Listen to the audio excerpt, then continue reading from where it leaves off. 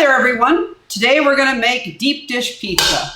We have a couple of deep dish pizza places in Berkeley and we enjoy it quite a bit. One of them we enjoy more than the rest, and we decided we wanted to try and make the deep dish pizza that they make. This is going to be a cornmeal butter crust pizza, which is a really delicious crust, and I think you'll all enjoy it.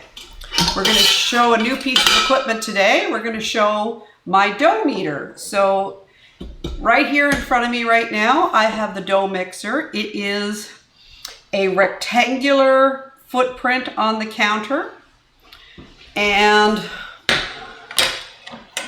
this rectangular footprint has a little bit of a sloped front. Here I'm going to show you there's two dials on the front of the machine. The one closest to the edge is power and timer. I just turn on power. The timer is completely inaccessible on this device. So if I need to time how long I do anything, I do it with my phone or my assistants of some sort. And then here is the speed. And we're going to start on slow and then bring it all the way up, and it just turns clockwise to get as fast as it can go. Then on top of this rectangular base is a very large metal bowl. And the reason I have this machine is because when I used to make bread dough in a KitchenAid, it would burn out the motor because I would always make too heavy of batches. So I'm going to show you the bottom of this bowl is like a metal donut on the bottom of it with a circular little hub to that with a slot right through the middle of that hub. And on the bottom of this base is a hub, a circular hub in the middle of a circular indentation that little slot in the bowl goes into. And the way this machine works is it turns the bowl, not the mixing device. So, and then we have on the back of the machine, and I'm sitting sideways to the machine, but this is considered the back of the machine, is a kind of a little tower that stands up. And at the top of that tower is a long arm that swings back and forth. And at the opposite side from the long arm is like a little knob that holds this arm in place. And then there's a spike at the far end of the arm, which I'm about to show you what that's for.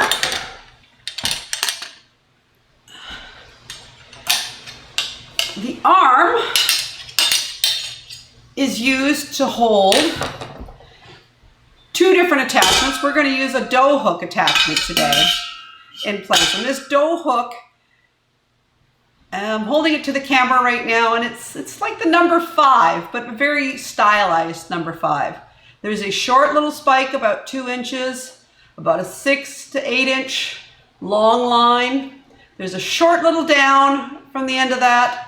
Then there's another maybe 3-inch piece with a metal clamp around it, and the metal clamp is solid on the bottom, but you'll see there's a slot on the top of it. And then it goes down and curves around and becomes a hook. So literally like a stylized number 5. And what happens is I put that in the bowl, and on that tower are 2 holes. And I'm going to put the short thing, the 3-inch thing that goes down at the top, into the back of those 2 holes. And then I move the hole on that, the hole in that little clamp around the top I talked about, underneath this spike, and the spike holds it in place. So the hook is now attached to the arm, and the arm will move back and forth, and I can take that little knob I talked about to tighten or make it so that the arm won't move at all, for example. So if I just pull the arm into the furthest position, now the arm is completely fixed, and as I loosen the little knob, it gives it some springiness, and so I can decide how far I want this arm to move, and that's the dough hook. So that's a very quick description. This is an Ankarsum dough mixer. It is a fantastic machine. I love it. It is, I use it all the time to make bread doughs. So again, we're going to make pizza, so let's get started. I'm going to start with melting a stick of butter. And I'm going to make a double recipe today because we have some friends coming over for dinner, and so we're gonna make 2 pizzas for the 4 of us. These will be 2 9-inch pizzas. So I just took the stick of butter and put it in the bowl. And we're gonna stick that in the microwave.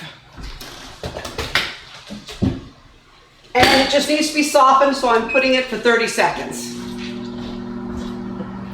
While that is softening, I am going to put 4 cups of flour into my bread machine here. 1.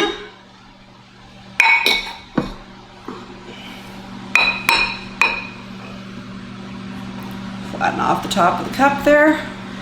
2.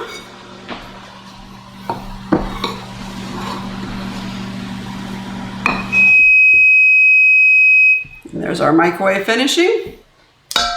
3.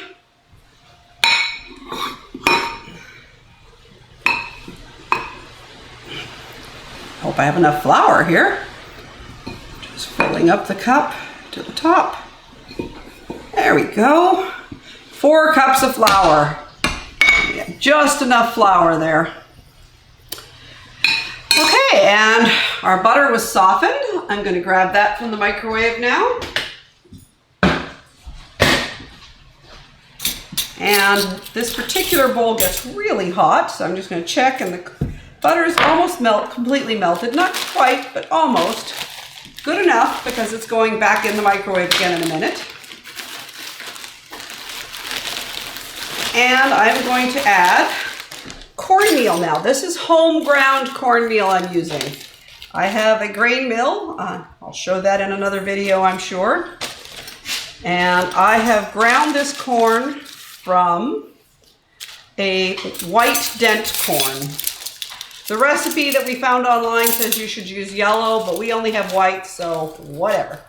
And I'm gonna need 6 tablespoons of cornmeal, and I'm not completely, leveling off these because a little bit of extra cornmeal is good. 2, 3, 4, 5,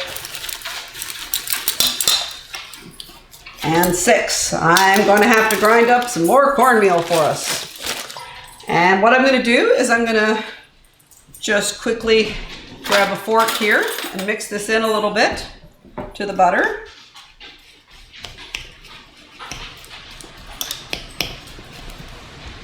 Scrape it off with my finger a bit. Off the fork. And I'm going to put this back in the microwave for another 30 seconds.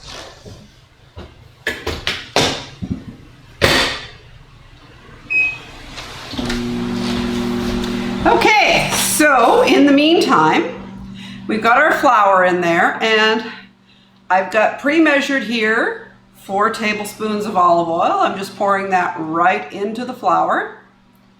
And I'm going to start mixing now. I'm going to turn the mixer on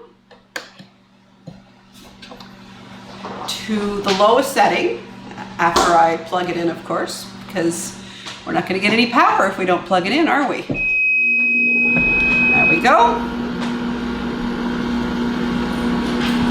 And then I'm going to show you the last part of this processor, which is really quite valuable. It's a scraper, and this scraper is literally an L-shaped hook with a plastic oval spatula. It's a little fatter on where the hook goes into it, and a very, very sharp edge, and it's the exact depth of the bowl. And it just goes into that second hole on the back of the pillar and sits along the side of the bowl, and you'll see it scrapes the bowl down for you so that the items in the bowl get pushed away from the edge and onto that hook. And as this is mixing now, the oil has caused a little bit of lumpiness in the flour, but those lumps will break up a bit as it keeps mixing. Now I am going to add some salt.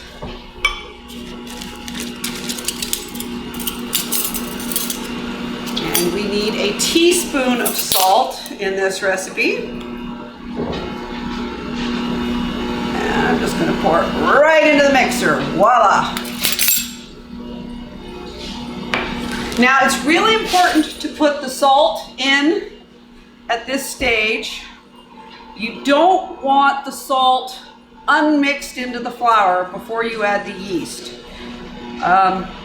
I just learned this recently. Mike's the one who told me all about it. You can't have the yeast touch salt directly because that will kill your yeast. So right now I'm just letting it all mix in a bit. I'm using my fingers and breaking up some of the larger lumps of oily flour.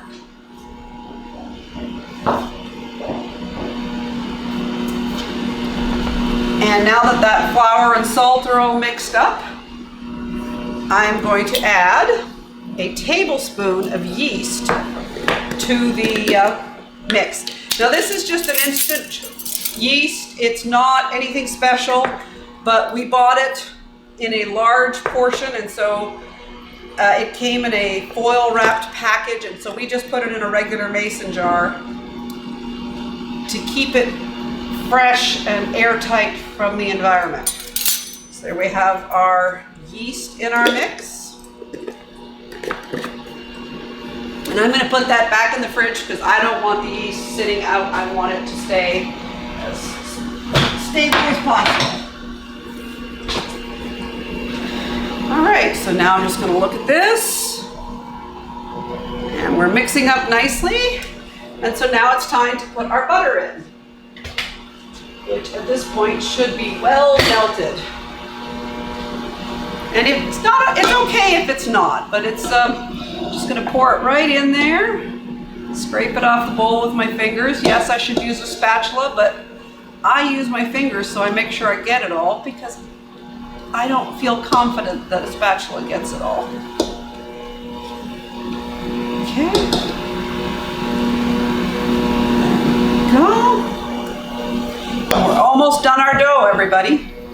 Just gonna let this mix up a bit here. Wiping my fingers off over the bowl. Then I go and put them right in again, and so they get dirty again. And you're gonna notice now that the dough is starting to become very pea-like. It's starting to be a crumbly, little tiny lumps of dough, and that's because of the oil and the butter and just absolute deliciousness. All right, now you're gonna see a real dough form. We need our water, which is pre-measured, and we boiled this water and I've been letting it cool because boiling water would kill yeast. So this has been cooled enough, but you need water fairly warm. So I'm just gonna pour it into the bowl. I'm pouring over my fingers because I want to see what the temperature is, and it's actually a nice temperature. And now I'm just going to let the machine mix it. There we go. So now I'm going to turn up the speed of the mixer. And we got our scraper here, and it's making sure that everything gets channeled back into the middle of the bowl again.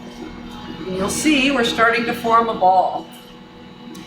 All right, so I'm not going to make you watch this go for the whole time, but we'll come back in a bit and see how it's doing. Okay, so we're about halfway through here, and you'll see that the dough is starting to come together, but it's really sticky. As I reach in and touch it, it is forming a ball, but it's really, really sticky. So I'm just going to add probably about 2-3 tablespoons of more flour here, and just let it continue to work its way in. You'll see how the flour is there on the bottom, and it's just slowly getting picked up as the ball spins around. I'm going to speed this up a bit more too. All right, so we're almost ready here. I just want you to take a quick look into the bowl here, and you're going to see that we have a very nice dough ball forming. It's starting to get smoother. It's just got some nice little ripples in it.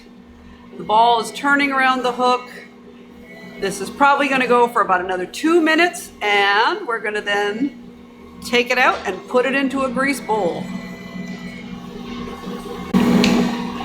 Okay, so we're looking at our dough here, and this looks beautiful. It's really nice. It's a really good pizza dough. So I'm just gonna speed it up real quick, make sure it grabs anything else from the bottom of the bowl. That's good, got it. And I'm just gonna turn it off. We're gonna pull our arm peg out, unscrew the tightener there. And we're gonna take our dough hook out here, and just literally, the nice thing about this hook is you just move it, as you pull it out, you just move your fingers down and it comes out really clean. And that's another sign that your dough is ready, is that the hook comes out really clean. I'm just gonna check here, and I'm pushing my mixer to the side. And pulling up a bowl here. I'm just gonna lift up the bowl. And in the bottom of this bowl, I have about a tablespoon of olive oil. And I'm just gonna tip the dough ball into that. Really quickly, just scraping from the bottom of the bowl. So it all falls into the big bowl at the bottom. And the reason I'm not doing it in the bowl I mixed it is, first of all, you wanna coat the outside with olive oil. But also I have a proofing drawer that I use. And the mixer bowl is too tall for the proofing drawer. So I'm just flipping this over a little bit to get it, the whole dough ball covered with oil. And then I'm running it around the edges of the bowl so that the bowl gets fully covered in olive oil. As this dough rises, it's going to actually be able to not stick to the sides of the bowl as it comes up. So there is our dough ball, and it's now going to go into the proofing drawer for an hour to rise. We'll see you shortly with a risen ball of dough. Okay, so our dough is almost fully risen, and I'm going to show you how to prep your pans now. This is a deep dish pizza, so it's not a flat pizza pan. Needs a little bit of prep, and all we're going to do is just take more butter, because there's two things in the world that make food delicious, and butter is one of them. And I just took a chunk of the butter, and I'm literally smearing it around a springform pan. And for those of you who don't know what a springform pan is, a springform pan is two parts. It's a ring and a disc. And the ring is literally just a ring, and it has a little latch on the side of it. If you squeeze it, the ring gets smaller. If you let it go, the ring gets bigger. And then a metal disc, and you put the metal disc down on the counter, you put the ring around it, squeeze. If you do it properly, the disc gets grabbed by, there we go. And now the pan is in there, and then I just run my finger around the edge to make sure I didn't get all the disc. And you want to be sure you get all the disc, because if not, your pizza sauce spills out. So there you go. Nice tight seal. I'm going to finish spreading the butter now. And you're going to want to spread the butter up the edges. So we're going to make two pizzas, and we only had one 10-inch pan. So I'm also going to use a cast iron pan, and we have not done a cast iron pan with this recipe, so we're going to see how it turns out and do a compare and contrast. And again, just smearing the butter everywhere on this pan. And I'm using my fingers. Sometimes I'll use a paper towel, but I really want to make sure everything is covered, because if it's not covered, your crust is going to stick to the pan, and that gets rid of some of that yummy crustiness. So, and also it adds a little bit more buttery flavor to the crust. So again, just using my fingers so I can feel it and make sure I've got perfect coating everywhere. And there we go, a little bit more. All right. Okay, so here we have our dough, and you'll see the dough has more than doubled. It's a good, healthy yeast we have there, I guess. So I'm just going to punch the dough down here.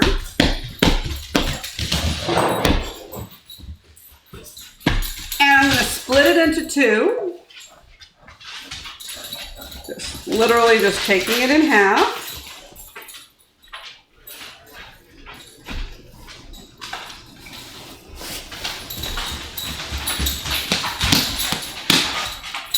I'm I'm tossing half into the cast iron pan.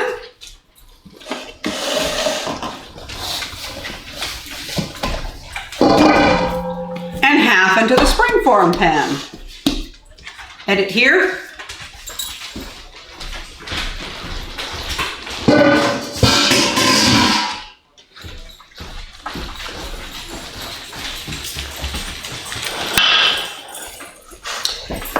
And now I'm just literally taking my hand and smacking the dough into the pan. And I want to make it as thin as possible. Deep dish doesn't mean thick crust, it just means deep crust. And once I get it to cover the whole bottom of the pan, now I'm just pinching the edges and making the edges go up the side of the pan. And the last couple times I made this, I made it go up over the edge of the pan, and Mike didn't like that. He said it makes the crust burn on the edges more. So we're gonna not do that this time. And I'm literally just putting some weight on the bottom of the pan, and we want it fairly thin on the bottom of the pan. It's thicker than it should be. I think I've got a little bit more dough than I need today. So I'm gonna check my cast iron pan, and maybe I need to transfer some of the dough from one pan to the other, just in case it might be not. Yeah, I'm gonna take some of the dough out of the springform and put it into the cast iron, because the cast iron is definitely a bigger pan. And that way I can get my crust as thin as I need it to be. There we go.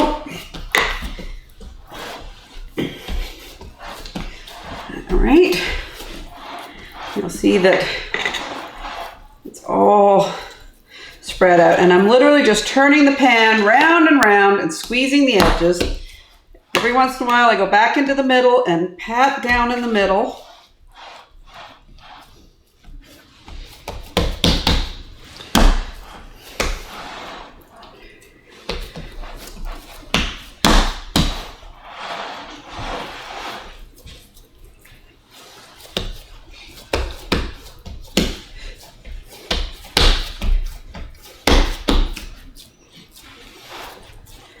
There we go.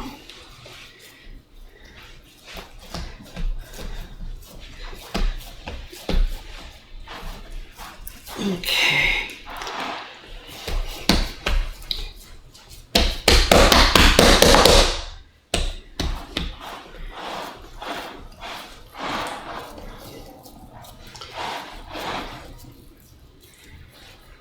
All right. You want to make sure the crust is even throughout. There we go. And I think our cast iron one is beautiful now. I'm just going to finish up the springform one here. Yeah, there we go. The more you squeeze on the bottom, it goes up to the sides, and then you flatten those sides out. There we go.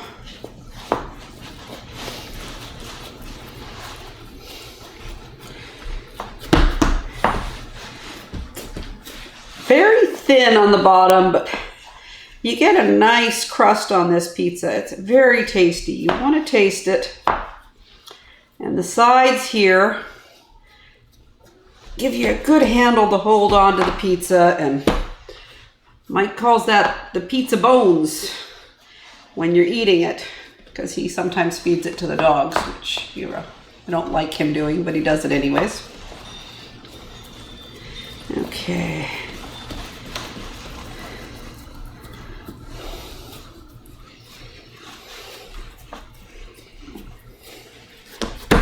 You want to make sure you don't get any holes too. It's very important to not have a hole in your bottom of your pizza crust. Oh, this side here is lacking.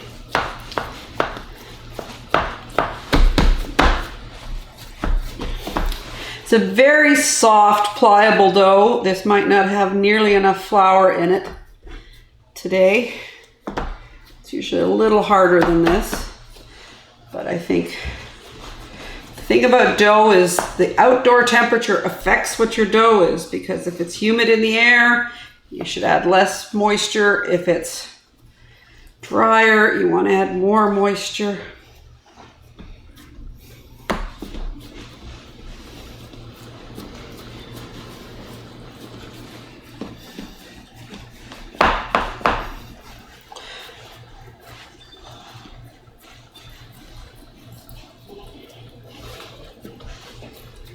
There we go.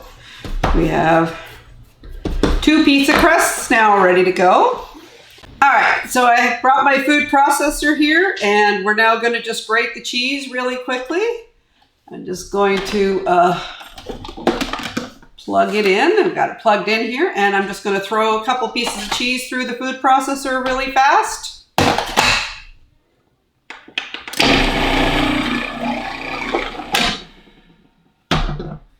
This food processor has a safety feature that if you use this big part, it won't run because you could possibly get your hand in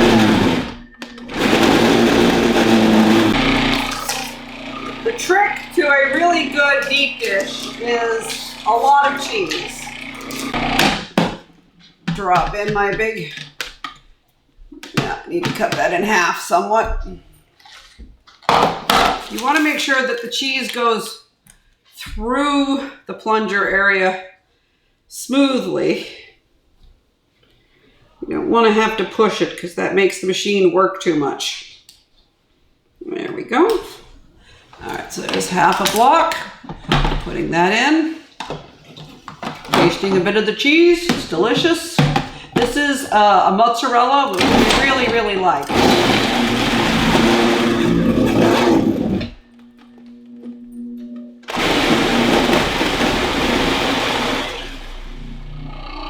And we'll do the second piece here. Bring that through. Voila, we have a lot of good grated cheese. We're going to need more later, which is what this other block is here for. But this is enough for us to start the first step. All right, so now I've got my big bowl of cheese, and I'm going to just literally take a big handful of cheese, and I'm spreading it all over the bottom of this pan.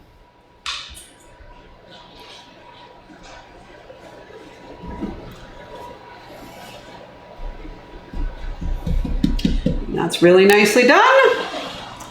Lots of cheese on the bottom. And take our other one here. Take another big fistful of cheese.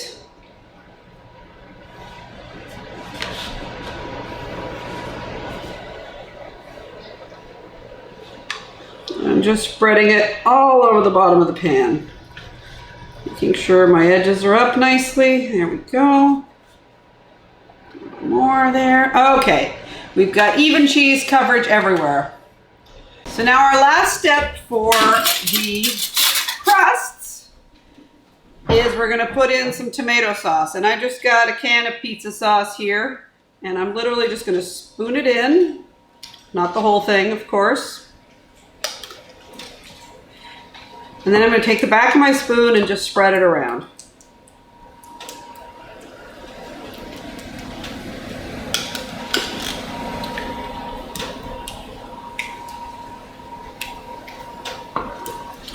Checking with my fingers. Okay, I need a little bit more there.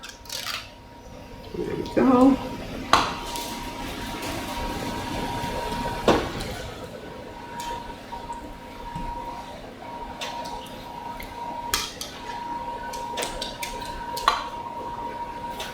All right, we're saving the rest of that for later.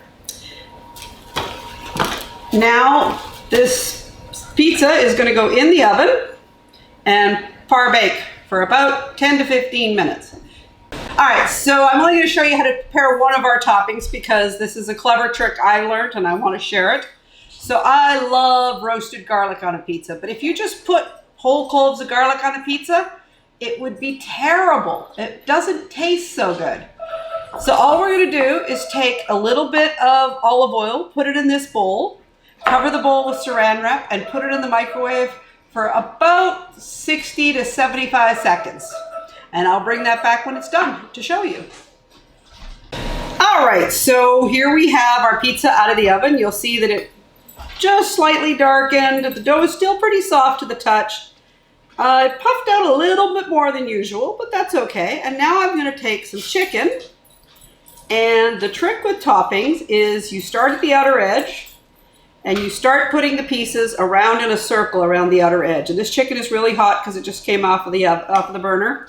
Never put meat like chicken or sausage or anything on raw. You have to pre-cook it a bit. It's not in the oven long enough for it to actually be safe to eat. So you're just gonna literally go around the edges, making sure that every time somebody gets a slice of pizza, they get a piece of meat. That's the rule. You get a piece of pizza, you get a piece of meat. Around the outer edge. When you meet up again with the two circles, which I just did, now you start in the center again, doing the same thing. The center isn't going to have, the very, very center isn't going to have meat on it.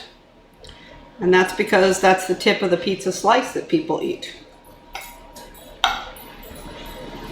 And I'm literally just using my fingers to feel where I put a piece.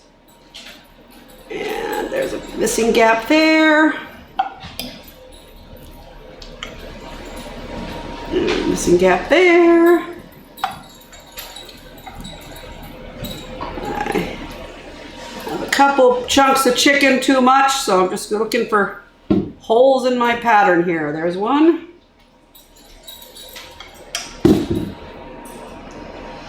This chicken is very hot. I normally would do this with my fingers, but it's incredibly hot still. There's a piece there. I'm a little more generous than your standard pizza parlor with putting toppings on my pizza.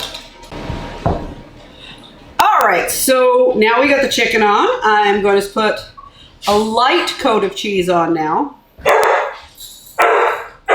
Thank you, puppy. Contributing to the movie. I've been told that the dogs are a treat, so I'm leaving that in.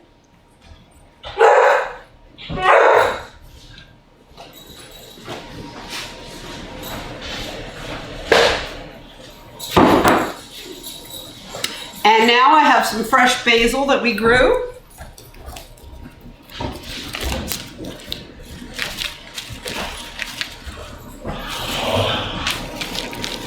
And just gathering it all up here in my hand.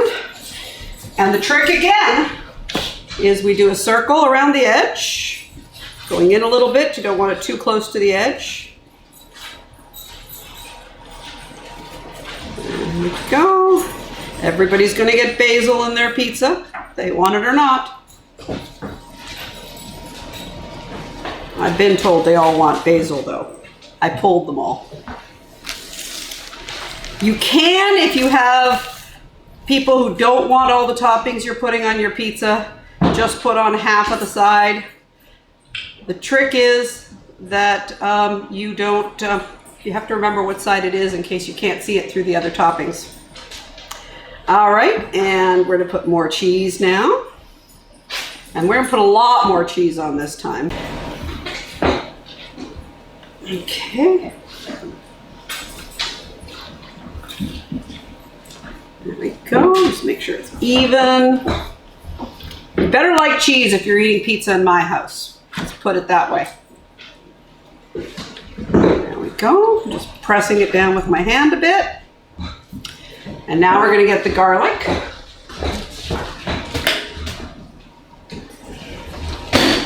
And here's our garlic. You'll see that the saran wrap I put over top of this shrunk in a bit. And you'll know this is done because the cloves are slightly soft to the touch. Look for that fork I was using for the chicken. I think I threw it away, so I'll grab another one. And I'm literally just going to take cloves. They're too hot to touch. So just going to take the cloves, spread them around in different parts of the pizza so that each slice again, some get bigger pieces, some get smaller pieces. You have to be very careful when you're microwaving the garlic that it doesn't get overcooked. It can burn very, very quickly. So do it in small increments of 20 to 30 seconds until it's just soft to the touch. And when you eat it, it's going to be creamy, very potato-y texture. One of my favorite things in the whole wide world is roasted garlic on a pizza. All right. Okay, I'm going to save the rest of this garlic for the other pizza. Fork in the bowl there. Put a little bit more cheese over top. Just a sprinkling this time. She says as her fist is full, but that's because it's going to go over top of the whole pizza. My bowl here. And now, a little bit more tomato sauce. Just spooning it. I'm doing all 4 quarters, a little bit in the middle, and then spreading with the back of the spoon. Spread it around. Do the parts that I didn't put spoon in before. And this is how, as a blind person, you can try and get the best coverage possible when you're spooning, is plot out your pattern of what you're going to be putting on and where you're going to put it on, and that way you know where you've got stuff and you know where you don't have stuff. So I'm just going to feel with my fingers. Remember, Lucy likes using her fingers. Oh, need a little bit more on this corner here. Actually, there's not very much left in the can, so I'm just going to pour. And the can's actually empty, so voila! There we have. All right, so the last thing I'm going to do is just drizzle a little bit of the olive oil in the bowl from the garlic. Just a tiny bit over the top, just to get that garlic infused flavor throughout the pizza. Now this is going to go in the oven and it's going to bake for about 15 minutes, and you're going to want to bake it till the edges are golden brown and crunchy. All right, we'll come back and show you the pizza when it's finished. All right, we finally have our pizza here. This is a beautifully done pizza. I'm tapping it around the edges with my finger. It's nice and crisp. The cheese is melted and it's absolutely delicious. So now we're going to cut in. And I have to tell you, this is the part that I actually suck at. I am very, very bad at cutting pizza. But I'm going to do this for you. Usually I get Mike to cut our pizzas for us. But Mike doesn't like to appear on film. So, oh, and I can't get through. There we go.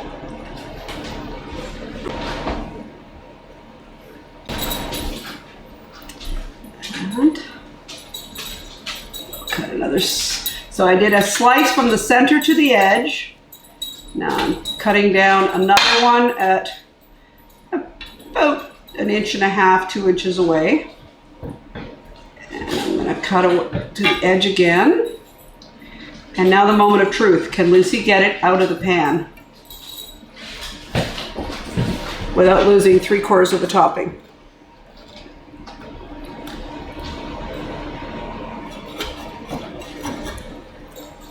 Am I between my cuts? Am I between my cuts?